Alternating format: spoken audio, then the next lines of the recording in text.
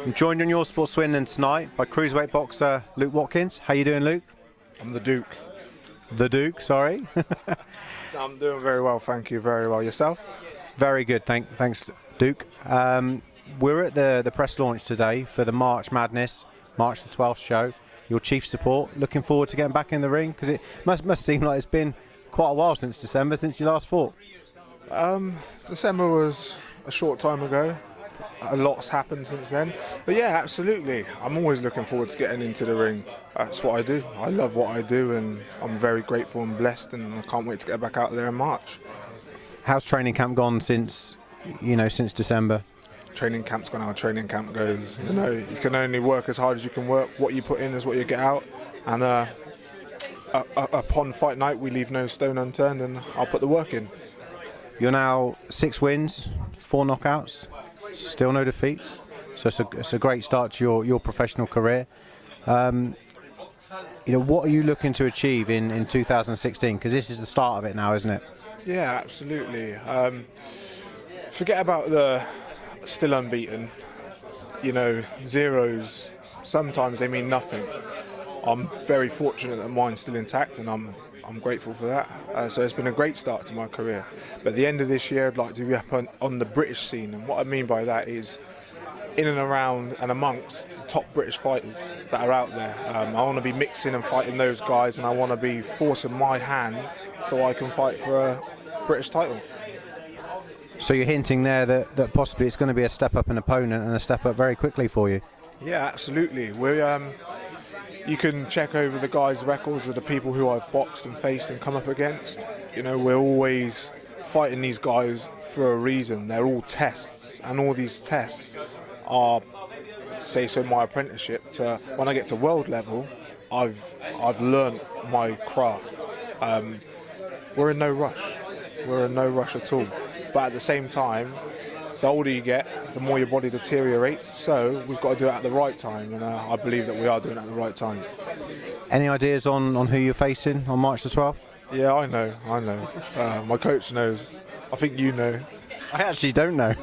I remember a few names being bandied around, but I'm not sure what was settled on. So I don't know whether you can give us the exclusive there or not. I don't know about that. Let's just leave it to fight night unless it gets released somewhere else beforehand.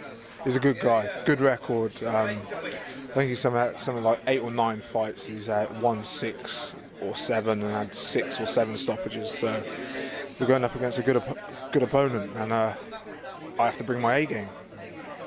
Last time out, you got the KO. Obviously, you have to plan to go the distance, but it'd be nice to get another knockout on your record, wouldn't it? Yeah, absolutely. This guy's record speaks for itself in his punching ability. I believe mine does. And when fire meets fire, there's a big fire. So expect fireworks. I expect a good night. And it's even better the fact that I'm boxing on the undercard of Kelly Morgan, who's fighting for the WBC silver strap. It's going to be a great show. I was just going to ask you about that. Last time out, you were main event. This time out, your chief support, but to somebody who's fighting for a WBC silver belt in Swindon, isn't that pretty amazing? It is amazing. She's putting Swindon on the map. I've said it from day one. I am a big fan of Kelly Morgan, a real big fan, and it's an honour to fight on her undercard while she writes history in this fight in town. It's going to be great. What do you make of female boxing overall? Because I mean, I'll be honest, this is the first time I've experienced female boxing with Kelly hitting the scene in Swindon, and I've been impressed. Last 2 fights, she has been fight of the night, there's no question about that. And like you said, she is putting boxing in Swindon and female boxing on the map. But where do you consider female boxing in the sport of boxing? That's a very hard question for me personally to answer, because I haven't been around female boxing. The only female boxing I know of is at professional level is Kelly Morgan, and she's doing a great job. I know throughout the world the depth of female boxing isn't as deep as male, so it's very hard to compare the two. But what she's doing and what she's achieving is great.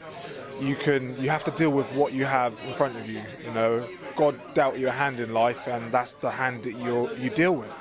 And she's dealing with it great, and I think she's doing an amazing job.